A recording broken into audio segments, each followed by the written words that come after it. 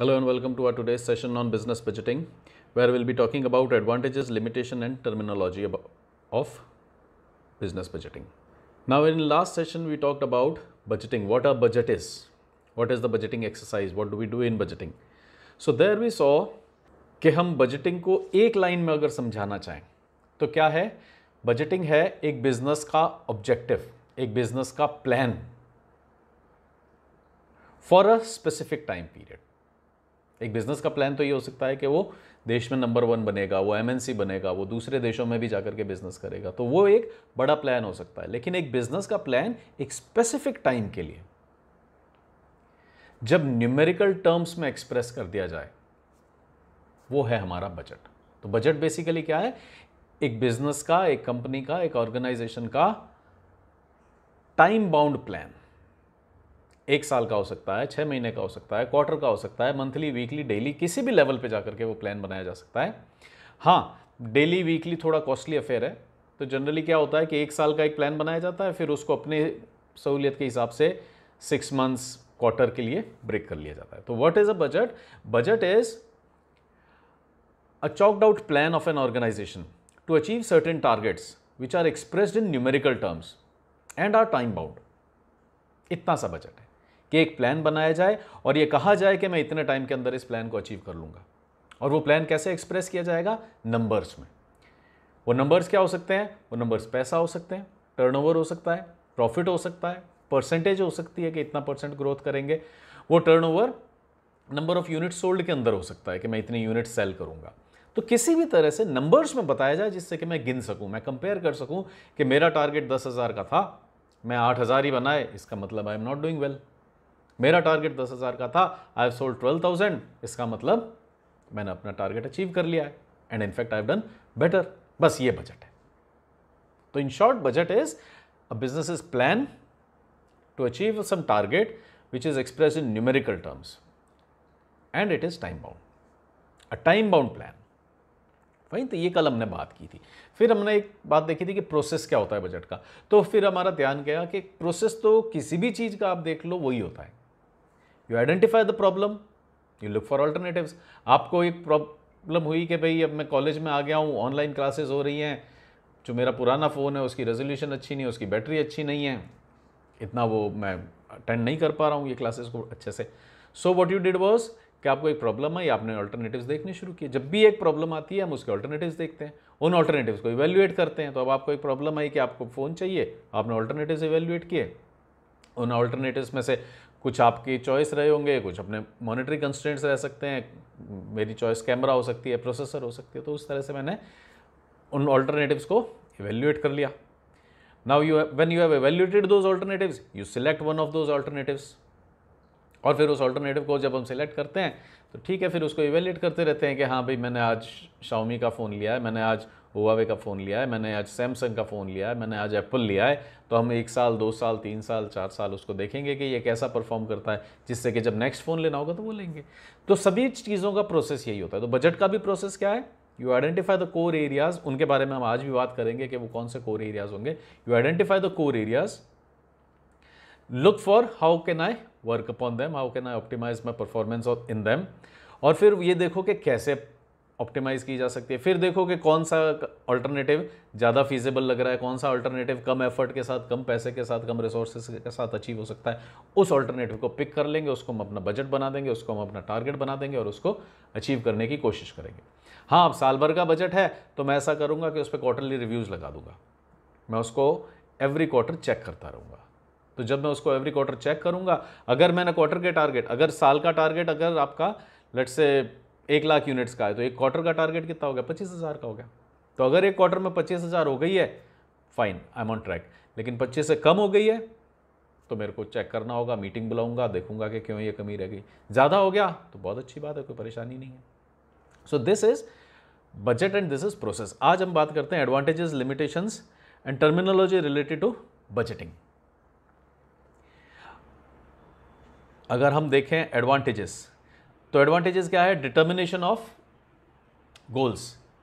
अब एक बिजनेस होता है, वो डेली सुबह आ रहे हैं, जो हमारे यहाँ पे वर्कर्स हैं वो आते हैं, प्रोडक्शन करके चले जाएंगे। तो इन एब्सेंस ऑफ अ बजट वो हमारे गोल्स नहीं होते हैं। The team doesn't have goal, the team lakhs the motivation. वो तो फिर सिर्फ आते हैं, they produce, they work, they produce, they manufacture, what ever is there task. Supervisor है तो वो अपनी सुपरवाइजरी करके चलाया जाएगा, अकाउंटेंट है तो वो आके अकाउंट्स का देख लेगा, एंट्रीज कर लेगा। तो everybody is doing their work, there is no objective, there is no goal. लेकिन जब बजट बन जाता है तो हमारे को एक टारगेट मिल जाता है, एक गोल मिल जाता है। तो एडवांटेजेस क्या है? It helps us in determination of goals. Then clear cut delegation of authority and responsibility. सबको पता है, कल भी हमने देखा था कि सब जने इसमें इन्वॉल्व होंगे, प्रोडक्शन डिपार्टमेंट भी होगा, मार्केटिंग डिपार्टमेंट भी होगा, और सबको पता होगा कि उनका काम क्या है। तो there is clear cut delegation of authority and responsibility. Marketing को अब कल हमने फिक्स कर दिया है कि 60,000 यूनिट बेचेगी, तो उसी तरह से फिर प्रोडक्शन पे अब फिक्स हो गया कि 60,000 यूनिट बनानी पड़ेगी। फाइनेंस को हमने पहले ही बता दिया है कि हमारे को 2 मशीन्स एक्स्ट्रा लेनी होंगी, कल हमने इससे बात की थी। फिर एचआर डिपार्टमेंट को हमने पहले ही बता दिया था कि हमारे को 10 एम्प्लॉइज और चाहिएंगे। तो एवरीबडी नोज कि उसकी क्या रिस्पॉन्सिबिलिटी है, उसकी क्या अथॉरिटी है। दे नो कि उनका इस बजट के अंदर रोल क्या रहेगा। Clear cut delegation of authority and responsibility. Development of cooperative and coordinating attitude. जब हम सबने मिलकर के ये बजट बनाया है, हमने तो देखा था कि top level management, it should be sponsored by top level management, the idea should be owned by, sponsored by top level management, and once the top level management owns the idea, then it will give us resources जो भी हमारे को चाहिएंगे। तो जब हमारे को resources मिलेंगे तो हम काम अच्छे से कर पाएंगे। तो टॉप लेवल मैनेजमेंट भी इन्वॉल्व हो गया, मैनेजर्स भी इन्वॉल्व हो गए। जब मैनेजर को रिसोर्सेज मिल रहे हैं तो वो क्यों नहीं सुपरवाइजर को दे देगा, सुपरवाइजर को मिल जाएंगे तो क्यों नहीं वो अपनी टीम से अच्छे से काम करा लेगा। तो everybody is coordinating and cooperating, और सबको पता है कि किसको कितने रिसोर्सेज चाहिए। हमारे को पता है कि भाई प्रोडक्शन डिपार्टमेंट को हमारे को रिसोर्सेज देने होंगे जब उनको इतना कुछ बनाना है। तो फाइन। तो development of cooperative and coordinating attitude. जब हम सब जने साथ ही काम कर रहे हैं, when we have a common target, we have a common budget for the organisation, everybody will work together. Improvement in communication. Budget manual बनता है। जब हम एक बजट तैयार करते हैं तो फिर उसका क्या करते हैं, एक मैनुअल निकाल लेते हैं। वी हैव अ गाइडलाइन, और फिर through out the year I will be checking my performance against that budget manual. Whatever actions I am taking, I will be telling them against the budget manual. जो कुछ भी मैं कर रहा हूँ मैं देखूंगा कि उस बजट मैनुअल में जैसा स्टेटेड है वैसा हो रहा है या नहीं हो रहा है। तो it helps in improvement in communication, क्योंकि सबको पता है डिफाइंड रोल्स हैं। Performance evaluation and control. जब सब कुछ लिखा हुआ है, in absence of some written document, कोई भी जना कह सकता है कि मुझे क्या पता कि 9 बजे आना है, लेकिन जब हमने डॉक्यूमेंट कर दिया है कि 9 बजे आना है, same is with budget manual. जब आपको बता दिया गया है कि साल में 1 लाख यूनिट बेचने का टारगेट है, तो एक क्वार्टर के अंदर 25,000 बनानी होंगी, बेचनी होंगी। क्वार्टर के अंदर 25,000 करनी है, इसका मतलब 3 महीने में हमारे को 25,000 करनी है, तो इसका मतलब 1 महीने के अंदर करीब करीब 8,000-9,000 यूनिट्स बना करके बेचनी होंगी हमारे को। तो अब जब हमारे को पैरामीटर्स मिल गए तो परफॉर्मेंस इवेल्यूशन हो सकता है, कंट्रोल हो सकता है। अगर हमारे यहाँ पे छुट्टियाँ ज़्यादा ले रहा है कोई जना, तो हम चेक लगा सकते हैं कि भाई इतनी छुट्टियाँ लोगे तो टारगेट कैसे होगा। So now we can have performance evaluation and control because we have a metric. मेरे पास एक पैमाना है where I can compare. So performance evaluation and control. Then optimal utilization of resources. अब हमारे को सबको पता है कि हमारे को कोई चीज़ कितनी यूज़ करनी है, तो हमारे पास जो रिसोर्सेज हैं हम उनको बेस्ट यूज़ करेंगे। अगर मेरे पास कैपेसिटी है कि मैं 50,000 यूनिट्स बना सकता हूँ, लेकिन मेरा बजट कहता है कि 20,000 ही बनानी है, तो मुझे पता है कि फिर इतने सारे लोगों की क्या ज़रूरत है। कंपनी को या बिजनेस को या फैक्ट्री को 12 घंटे, 10 घंटे, 8 घंटे खोलने की क्या ज़रूरत है, 3 घंटे खोल के कर लेंगे काम। या मे बी वीक में 5 डेज चला करके काम कर लेंगे, या मे बी महीने में 15 दिन कर लेंगे, जैसा भी है। Now I know. और जब मैं महीने में 15 दिन करूंगा, वीक में 5 डेज करूंगा, तो अल्टीमेटली 2 दिन की बिजली बच जाएगी। So now there will be optimal utilisation of resources. In fact अगर कोई चीज़ ज़्यादा करनी है तो भी मेरे को पता है कि कितनी रिक्वायरमेंट है। So optimal utilization of resources is an outcome of budget, क्योंकि अब हमारे को टारगेट्स पता है कि क्या कितना यूज़ करना है। देन कॉस्ट कॉन्शियसनेस आ जाती है। जब सब कुछ डॉक्यूमेंटेड है, सब कुछ लिखा हुआ है, जैसे ही हम कुछ लिखना शुरू कर देते हैं, it is always a good practice, you start writing your expenses, you start writing the amount of money you are getting in shape of pocket money or salary, you start writing that amount of money, और फिर जो भी खर्चा होता है उसको भी लिख दो।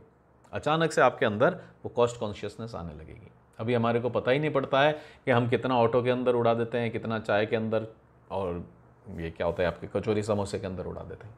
लेकिन जैसे ही हम लिखना शुरू करेंगे पता पड़ेगा कि हम महीने में 500 रुपये की कचौरी खा गए, 500 रुपये की चाय पी गए।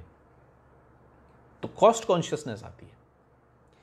यहां पे भी जब सब कुछ डॉक्यूमेंट होगा, पहले से एक प्लान है कि भाई हम तो दिन का 10 रुपये से ऊपर नहीं खर्चेंगे चाय के ऊपर, तो इसका मतलब हमारा टारगेट हो गया। तो महीने में अचानक से क्या होगा, 300 रुपये पे आपका खर्च आ जाएगा। जो अभी 500 रुपया हो रहा था, लेकिन अब जैसे ही आपने लिखना शुरू कर दिया कि भाई मेरे को तो चाय को, जब बजट बनाया मैंने कि मेरे को पॉकेट मनी इतनी मिलती है, इसमें से चाय के लिए इतना जाने वाला है, खाने के लिए इतना जाएगा, जूसेस के लिए इतना जाएगा, स्टेशनरी के लिए इतना जाएगा, तो आपको पता पड़ गया कि चाय में 500 रुपये का अगर मैं बिल दे रहा हूँ, इसका मतलब I have to cut it from stationery. बस ये ही होता है कि जैसे ही हम एक बजट बना लेते हैं, हम भी तो बनाते हैं बजट के, this much money I will be having, इसमें से इतना यहाँ खर्चेंगे, इतना यहाँ खर्चेंगे, तो वो कॉस्ट कॉन्शियसनेस आ जाती है। That cost consciousness ultimately cuts costs in a business, increase in employees morale and productivity। Obviously सारों को लगता है कि हम एक ऑब्जेक्टिव की तरफ चल रहे हैं। जब वो बजटिंग एक्सरसाइज हो रही थी कल, जब हम देख रहे थे कि बजट बनाया जाएगा, तो उस बजट में भी सबको क्या लगता है कि I am a part of it. मैंने भी इसके अंदर मीटिंग में पार्ट लिया था, मैंने भी अपना से रखा था, मैंने बोला था कि ऐसा नहीं होगा, वो मान लिया गया। तो ultimately it leads to increase in employees morale and of course productivity. जब टारगेट होता है तो प्रोडक्टिविटी होती है। कल हमने एक एग्जांपल लिया था कि 300 पेज की बुक पढ़नी है, एक एक पेज डेली पढ़ते जाओ, साल भर के अंदर 10 महीने के अंदर आपकी बुक पूरी हो जाएगी।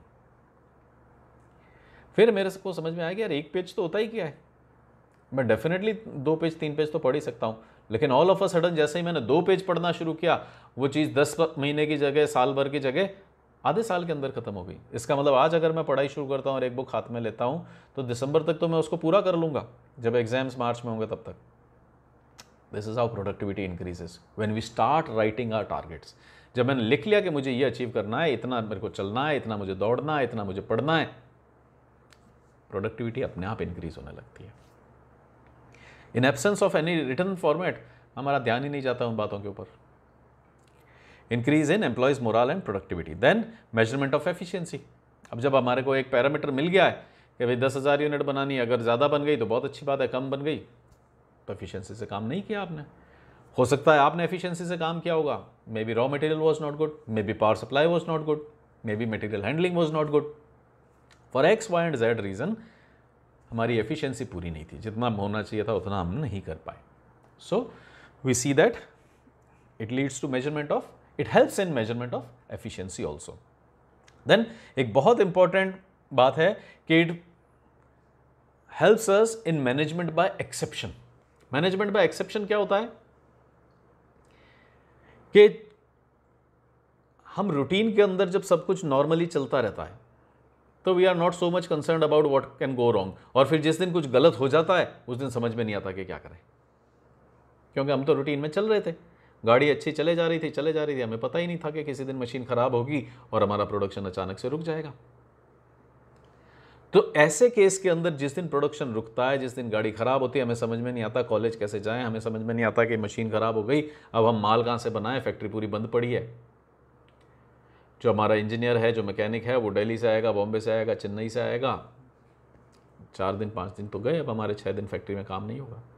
सो अगर सब स्मूथली चलता रहता तो हम ध्यान नहीं देते। लेकिन बजटिंग एक ऐसी एक्सरसाइज है which helps us in managing by exception, management by exception. Management by exception का ब्रॉडली अगर अपन देखें तो क्या आइडिया है कि मैनेजमेंट थिंक्स ओवर, ब्रेनस्टॉर्म करता है कि क्या क्या गलत हो सकता है।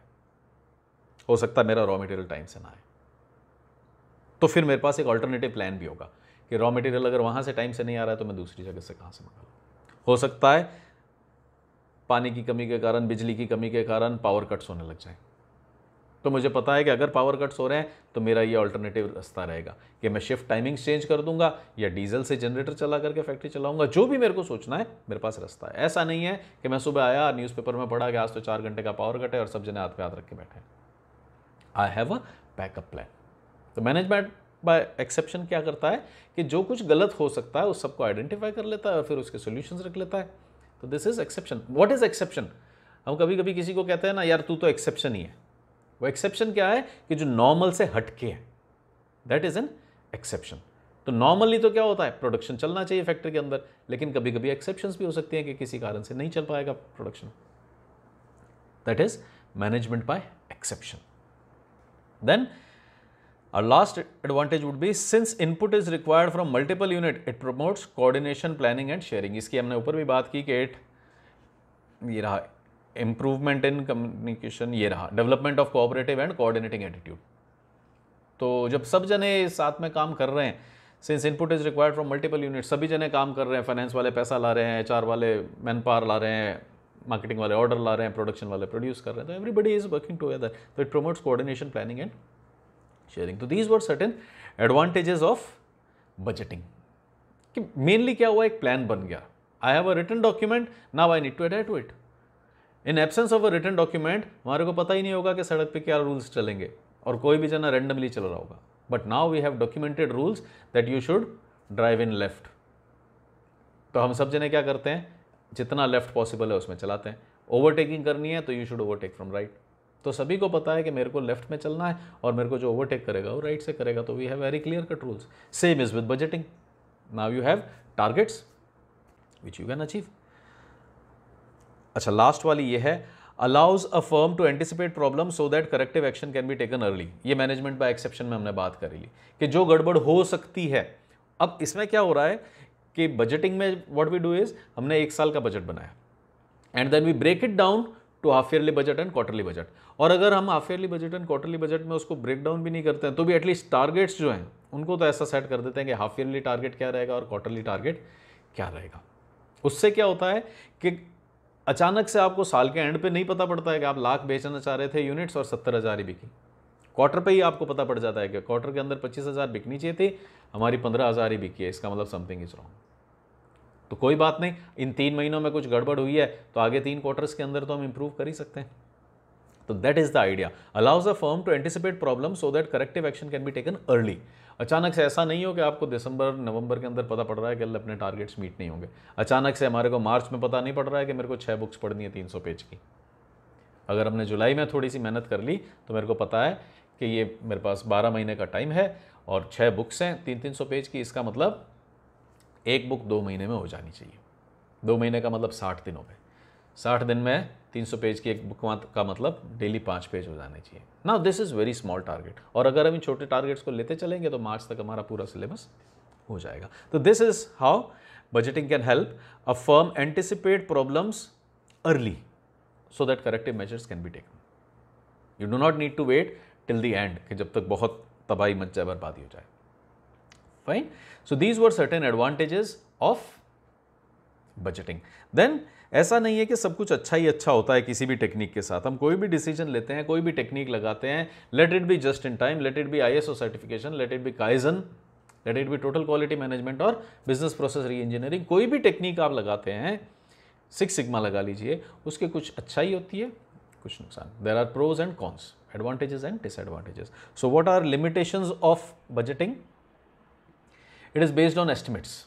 ये एक इसकी लिमिटेशन हो जाती है कि ये अंदाजे पे, तुक्के पे बेस्ड है, कॉन्क्रीट नहीं है. मेरे को गारंटी नहीं है कि मैं अगले साल के अंदर 1 लाख यूनिट्स बेच दूंगा.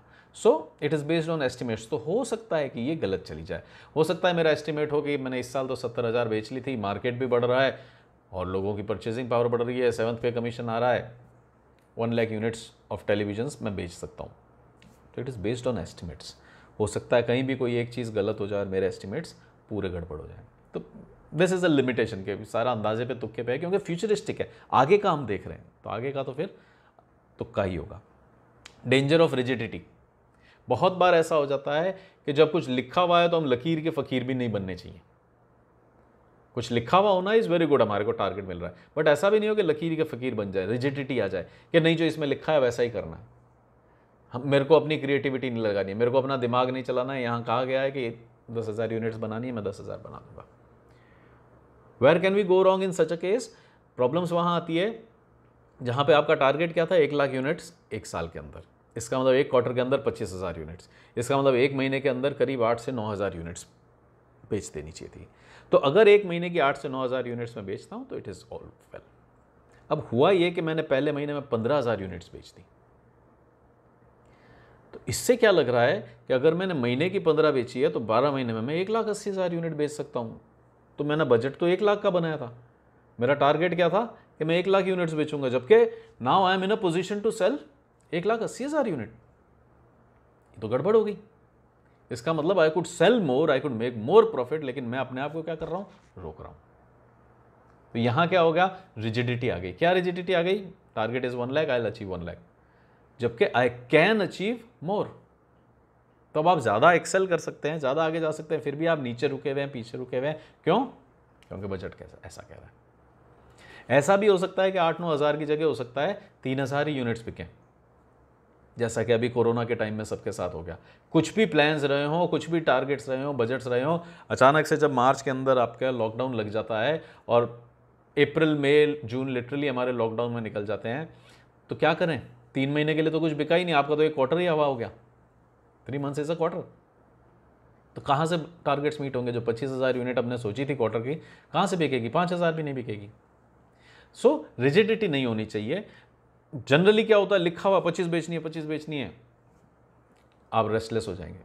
जनरली हमारे को थोड़ा सा स्मार्ट रहना होगा। इसको हम आगे देखेंगे कि इस प्रॉब्लम को कैसे हम डील कर सकते हैं। ये जो रिजिडिटी की प्रॉब्लम है, इसको बजटिंग में कैसे डील कर सकते हैं, जब हम न्यूमेरिकल्स पढ़ेंगे, जब हम फ्लेक्सिबल बजटिंग पढ़ेंगे। फ्लेक्सिबल बजटिंग अभी हम 2-1 लेक्चर बाद, 2-1 सेशन बाद शुरू कर देंगे, प्रोबेबली नेक्स्ट में या उससे अगले में। तो फ्लेक्सिबल बजटिंग के टाइम हम देखेंगे कि इस रिजिडिटी से थोड़ा सा हम अपने आप को बचा सकते हैं। But it is a problem कि आप ज़्यादा बेच सकते हो लेकिन आप कम बेच रहे हो। मैं 15,000 बेच के आया हूँ, इसका मतलब मैं 1,80 बेच सकता था साल में, लेकिन आप कह रहे हो कि 1 लाख ही बेचो। कम हो गया कोरोना के कारण, सब जगह लॉकडाउन लग गए, फिर भी आप कह रहे हो 25 बेचो। कैसे बेचो जब मार्केट बंद है, दुकान बंद है, सब जने घर में बैठे हुए हैं? तो it is not practically possible.